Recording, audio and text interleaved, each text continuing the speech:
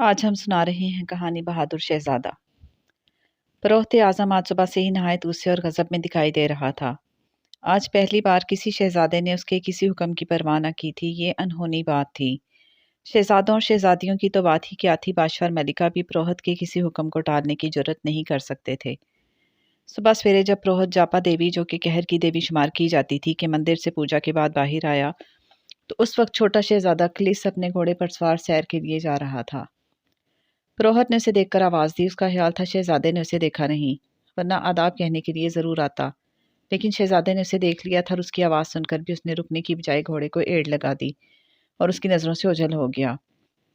उसी वक्त से पुरोहित गुस्से की आग में जल रहा था और शहजादे को सजा देना चाहता था। लेकिन ये बात भी इतनी मामूली नहीं थी, क्योंकि उस शहजादे को रियाया बहुत चाहती थी। शहजादा बहुत बहादुर और जांबाज था। जब भी मुल्क और रियाया को उसकी ज़रूरत पड़ी, उसने अपनी जान की कभी परवाह नहीं की। दूसरे शहजादों की तरह महल में ऐश और आराम नहीं करता रहा। अगर पुरोहित उसे कोई सजा देता तो बादशाह में इतनी जुर्रत नहीं कि वो उसे कुछ कहता। लेकिन पुरोहित को रियाया का डर था कि वो कहीं उसकी हिमायत में ना उठ खड़ी हो। और फिर पुरोहित के जहन में एक शैतानी मंसूबा आया। उस रात शहजादा जब रात खाना खाने के बाद महल में सोने गया और पलंग पर लेटा, तो उसे कमरे में किसी की मौजूदगी का एहसास हुआ। वह हैरान होते हुए उठ खड़ा हुआ और इधर उधर नजर दौड़ाई, लेकिन महल में कोई नहीं था और महल के बाहर पहरेदार हथियार लिए मौजूद थे। वो दोबारा पलंग पर लेट गया और फिर लेटते ही गहरी नींद सो गया। अभी आंख लगे उससे चंद घड़ियां ही गुजरी होंगी कि एक दियो हैकल बंदर एक खिड़की से शहजादे पर कूदा और उसने शहजादे की गर्दन दबोच ली और जोर जोर से दबाने लगा। ये सब कुछ इतना अचानक हुआ कि शहजादा आंख खोलकर देख भी ना सका और उसकी गर्दन एक तरफ लुढ़क गई। ये देखकर बंदर जिस तरह आया था वापस चला गया, लेकिन शहजादा भी बड़ा सख्त जान था। वो बेहोश हुआ था, मरा नहीं था। और फिर चंद घंटों बाद होश में आ गया और बड़ी मुश्किल से उठकर उसने अपनी सुराही में से पानी पिया और ताज़ा दम होकर सोचने लगा कि उसे क्या हुआ था। उसे अपनी गर्दन पर अब भी शदीद तकलीफ महसूस हो रही थी।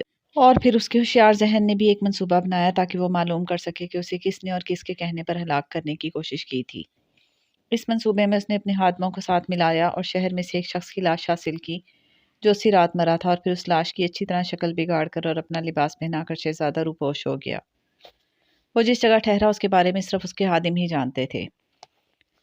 सुबह होते ही महल में कोहराम मच गया। मलिका, बादशाह और दूसरे शहजादे और शहजादियों का अपने भाई शहजादे के लिए रो रो कर बुरा हाल हो गया। लेकिन किसी तरह ये भी मालूम ना हो सका कि शहजादे को हलाक किसने किया है। उधर महल में सोगवारी छाई हुई थी, तो उधर पुरोहित के महल में खुशी के शादे आने बज रहे थे। खूब जश्न मनाया गया कि उसके मरने पर सिर्फ पुरोहित ही को खुशी हुई है। ये बात शहजादे की भी समझ में आ गई और फिर उससे वो सुबह का वाकया याद आ गया। अब सारी बात उसकी समझ में आ गई थी और उसने पुरोहित से इंतकाम लेने की ठान ली। एक रात आसमान पर काली घटाएं छाई हुई थीं। बिजली की कड़क और बादलों की घन गरज से ज़मीन आसमान दहल रहे थे। लोग अपने अपने घरों में दुबके बैठे थे। हवाएं भी तेज चल रही थीं। एक साया पुरोहित के महल के पिछवाड़े से महल में दाखिल हुआ और आहिस्ता आहिस्ता आगे बढ़ते हुए वो एक राहदारी से गुजरकर कोने के एक कमरे के दरवाजे के करीब जा खड़ा हुआ और कान दरवाजे के साथ लगा दिए। और फिर जब कोई आवाज़ सुनाई ना दी, तो आहिस्ता से किवाड़ खोलकर उस कमरे में दाखिल हो गया। कमरे में हल्का अंधेरा था। वो शख्स कुछ देर रुका ताकि उसकी निगाहें अंधेरे में देखने के काबिल हो जाएं। लेकिन उसी दौरान किसी ने पीछे से उसके सर पर किसी सख्त चीज़ से ऐसी ज़बरदस्त ज़रब लगाई कि वो चकरा कर गिरा और उसका जहन अंधेरे में डूबता चला गया।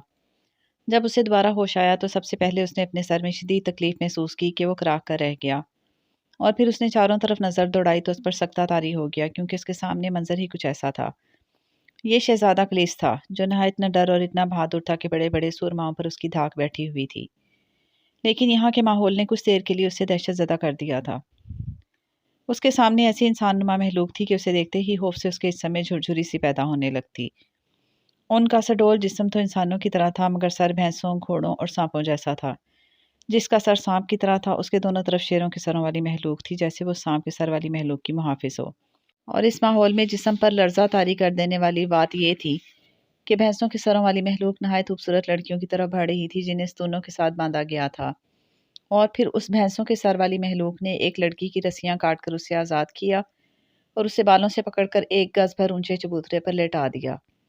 यूं लगता था जैसे उस लड़की को मदहोश कर देने के लिए कोई चीज़ पिला दी गई थी, क्योंकि उस लड़की के चेहरे पर खौफ का ज़रा बराबर असर नहीं था, बल्कि उसकी आंखों से खुमार नजर आता था। और फिर उस महलूक ने एक तेज़धार हंजर से उस लड़की की गर्दन काट दी, जिसमें से खून के फुव्वारे निकल पड़े। ये देखते हुए उस महलूक ने उस लड़की के खून से एक प्याला भर लिया और उस प्याले को लेकर सांप के सर वाली महलूक के सामने ला रखा उस सांप नुमा महलूक जिसके मुंह से शोले निकल रहे थे, उसने एक ही लंबा सांस खींचा और प्याले का खून उसके पेट में उतर गया। ये मंजर इतना भयानक था कि शहजादे से बर्दाश्त न हो सका और फिर बारी बारी उन तमाम लड़कियों को कत्ल करके उनका खून उस सांप नुमा महलूक को पिला दिया गया। जब वो सांप नुमा महलूक तमाम खून पी चुकी तो उस पर नशे की सी कैफियत तारी होने लगी और उसके हाथ पांव रक्स करने के से अंदाज में चलने लगे। उसी वक्त फरोख्ते आजम हाथ में बीन पकड़े एक दरवाजे से नमदार हुआ। उसके पीछे उसके 11 चीले भी थे और फिर वो सब बीन बजाने लगे। न जाने उनकी बीन में क्या असर था कि ना सिर्फ ये कि वहाँ मौजूद तमाम महलूक बल्कि शहजादे पर भी अजीब सी कैफियत तारी होने लगी। और फिर एक ज़बरदस्त गिड़गिड़ाहट के साथ उस इमारत की छत फट गई, जहाँ से नीले रंग की किरणें उस इमारत के अंदर दर आईं। और उसके साथ ही एक नहायत हसीन दोशीज़ा जिसके 3 सर और 6 हाथ थे, वो उस खुली छत में से उस इमारत में उतर आई, जिसके साथ ही वो तमाम महलूक जो कुछ देर पहले मदहोशी किसी कैफियत में थी, बाअदब खड़े होकर एकदम उस देवी के सामने सजदे में चली गई। शहजादा इस तिलिस्मी माहौल को हैरत ज़दगी के आलम में देख रहा था। उसे यूँ लग रहा था कि ये सब कुछ वो ख्वाब की हालत में देख रहा है। और फिर उस देवी के आगे चढ़ावे चढ़ाए जाने लगे। जब इस काम से फरागत हुई तो बड़ा पुरोहित आगे बढ़ा। उसने देवी के सामने 3 बार सजदा किया और फिर बड़े अदब से खड़े होकर बोला, देवी, हम तेरे पुजारी हैं। हम इस मुल्क के बादशाह ना होने के बावजूद बादशाह से ज़्यादा कुव्वत रखते हैं। ये सब तेरी कृपा है। मगर देवी, कुछ अरसे से इस मुल्क का शहजादा खलीस हमारे आड़े आने लगा है। मैंने महाबन मांस बेचकर शहजादे को ख़त्म करवा दिया था, लेकिन मुझे हैरत है कि आज रात जब हम तेरे जश्न की तैयारियां कर रहे थे, ये किसी तरह छुपकर हमारे इस मंदिर में दाखिल हो गया। अगर हमारे मुहाफिज उसे ना देख लेते तो ये आज के जश्न को बर्बाद कर देता, लेकिन हमारे मुहाफिजों ने उसके सर पर शदीद चोट लगाकर उसे काबू में कर लिया। अब ये यहाँ मौजूद है। देवी, तू ही बता कि इसका क्या किया जाए। हमें डर है कि अगर हमने इसे हलाक कर दिया तो ये फिर कहीं दोबारा जिंदा ना हो जाए। ये कहते हुए पुरोहित रुका तो उस देवी के चेहरे पर अजीब सी मुस्कुराहट नमूदार हुई और वो बोली, तुम लोग नादान हो, ये मरा ही ना था। अब जब तुम लोग अपनी तमाम रसूम अदा कर लो और मैं यहाँ से चली जाऊँ, तो इसे उठाकर आग में फेंक देना। इस तरह तुम इससे हमेशा के लिए निजात पा लोगे। शहजादा ये सब कुछ खामोशी के साथ सुनता रहा, लेकिन वो ज़रा न घबराया। उसे खुदा की ज़ात पर भरोसा था। वो इन देवी देवताओं को कतई नहीं मानता था। वो जानता था ताकत का सरचश्मा सिर्फ खुदा की ज़ात है। अगर उसे मंजूर ना हो तो दुनिया की कोई ताकत किसी का कुछ नहीं बिगाड़ सकती। और फिर कुदरत ने उसकी इस तरह मदद की कि उस मंदिर में एक बेल था। उस बेल में से एक छोटी सी चूहिया नमूदार हुई और उसने शहजादे के पाँव की रस्सियाँ काट दीं। इसी तरह उसके कपड़ों के सहारे उसके हाथ तक पहुंचकर हाथ की रस्सियां भी काट दी। उधर शहजादा आज़ाद हुआ तो उसने खुदा का शुक्र अदा किया और फिर अपनी तलवार म्यान से निकाल कर दबे कदमों उस पुरोहित के पीछे जा पहुंचा और उसने तलवार के एक ही वार से उस बदबख्त की गर्दन उड़ा दी। इससे पहले कि देवी, जो खुद भी इन लोगों के साथ रक्स में मसरूफ़ हो चुकी थी, संभलती और शहजादे का वार रोकने की कोशिश करती, शहजादे ने बर्क रफ्तारी से उसकी गर्दन भी उड़ा दी। इस तरह वहाँ कोहराम मच गया। शहजादे ने ये सूरत हाल देखी तो वहाँ से निकल भागा। भागते भागते सामने एक नूरानी चेहरे वाले बुजुर्ग आ गए और उन्होंने उसे रोका।